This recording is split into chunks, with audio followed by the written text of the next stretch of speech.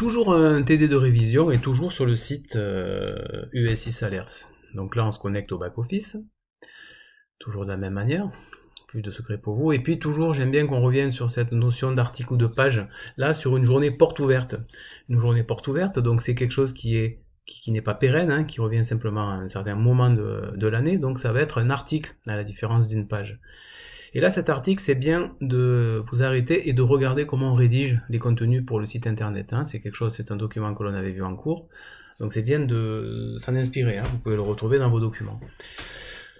Les mots-clés sont importants, mais bien sûr, ainsi que les images et les vidéos. Alors là, c'est un exemple pour embarquer une vidéo qui est sur YouTube. D'accord ? Donc on clique sur le contenu embarqué et on va chercher l'adresse d'une vidéo, mais sur YouTube, sur Dailymotion ou sur Vimeo. Donc là, pour YouTube, on va sur partager et on copie simplement le lien. C'est tout ce qu'on a à faire. Et une fois qu'on a copié le lien, eh bien, on retourne sur le site et on l'embarque, on colle l'adresse et on clique sur embarquer. Et automatiquement, la vidéo eh bien, va s'incruster sur le site.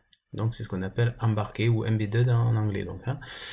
On peut également mettre des images sur un article, hein, de façon à l'agrémenter. Ces images, eh bien, on peut les téléverser, comme on avait vu précédemment. Hein. Voilà, on va chercher une image sur notre PC, et puis on va la téléverser. Et on peut également, cette image, on peut également aller la chercher directement dans la bibliothèque de médias, bien entendu. Hein.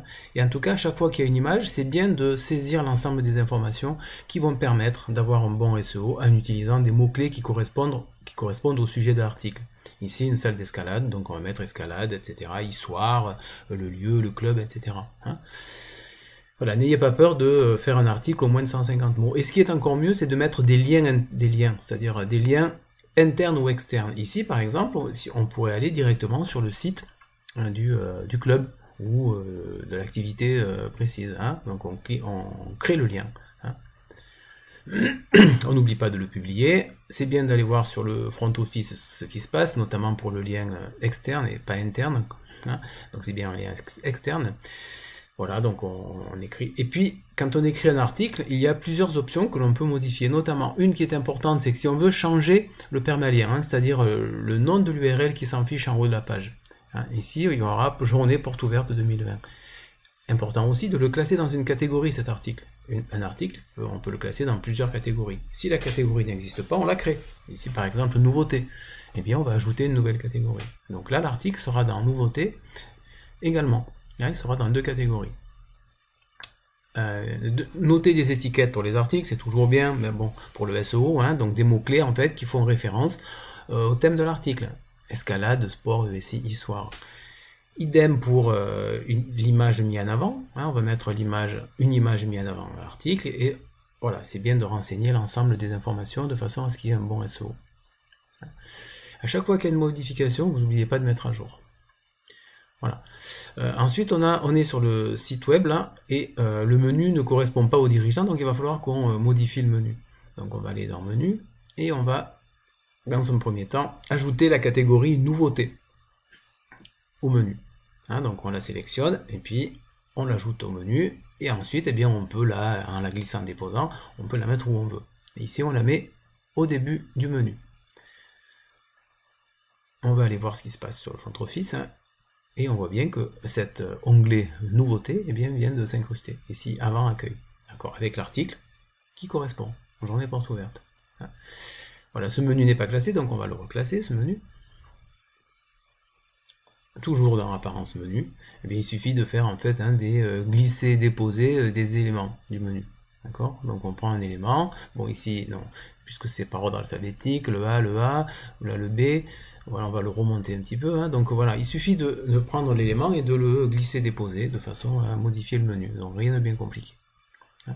On vérifie sur le front office en fait et on a bien les éléments qui sont en ordre alphabétique. Bon, si on accepte nouveauté bien entendu. Pour contacter, c'était une petite question sur le contact. Ici, on a une page de contact qui est très bien faite, hein, puisqu'il y a dans cette page contact deux éléments. Un lien vers un organigramme et un lien également vers des contacts. D'accord ? Voilà, avec plusieurs possibilités de contact, notamment un lien direct vers l'adresse mail. Si je clique sur l'adresse mail, eh bien, ça va ouvrir un webmail. Voilà, automatiquement, on va pouvoir écrire un mail. ou bien le numéro de téléphone et puis les adresses, les liens vers les réseaux sociaux. Hein, donc vraiment cette page est très bien faite, avec en plus une carte dynamique, hein, qui est incrustée dans la page, enfin dans l'article. Donc nous on va voir un petit peu pour les besoins de l'exercice comment on peut réaliser une page contact, en sachant que cette page contact là elle est vraiment très bien. Hein, voilà. Mais bon, pour les besoins de l'exercice on va la modifier un petit peu. Donc on se rend sur la page contact, nous contacter, et puis on va modifier les éléments. Hein, ici on retrouve les deux phrases avec un lien vers organigramme et un lien vers contact. Voilà, on va avoir une méthode pour insérer une image, une carte dynamique. On va sur Google Maps, on cherche une adresse, et une fois qu'on a trouvé l'adresse de notre bâtiment, eh bien on va cliquer sur partager. Le plus intéressant sur un site, c'est d'intégrer une carte. Donc on va cliquer sur intégrer, et on va copier le contenu HTML de cette carte. Donc je le copie, ce contenu, je retourne sur l'article, et je vais ajouter ici un bloc qui va s'appeler HTML personnalisé, puisqu'on a copié du contenu HTML. Il me suffit ensuite de coller ce contenu. Vous voyez, ce contenu il est un petit peu compliqué, hein, c'est pas un simple lien, c'est vraiment du contenu HTML. Et si je prévisualise la page, voilà ce que ça donne. On a une carte ici, qui est vraiment dynamique, avec l'adresse, qu'on peut agrandir en cliquant sur agrandir la carte, et on se retrouve avec le lien. Donc voilà comment on fait une image dynamique. C'est quand même beaucoup mieux que si on envoyait simplement un lien. Hein. Copier un lien, ça veut dire qu'on va créer un lien hypertexte. Donc on aurait pu le faire, hein. Là je viens de copier le lien, simplement.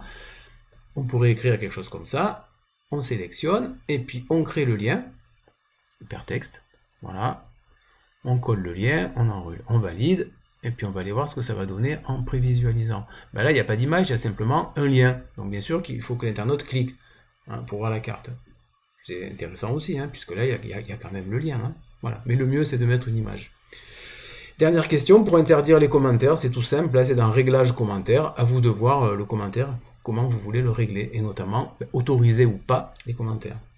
Voilà, c'était la dernière question.